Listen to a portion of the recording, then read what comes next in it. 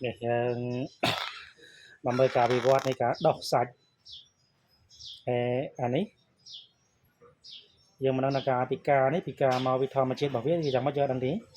vấn đề và tạm cảสังเกตระยะពេល5 ខែគឺដុះបាន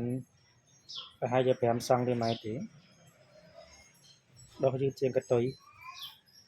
ដុះលឿនតែដៃដុះយឺតហើយយកតែលេងហើយនឹងយកតែដីណា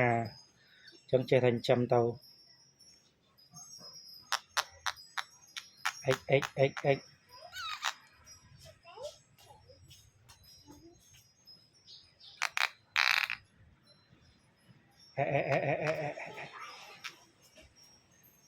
គេមិនចោលកាន់គេទេ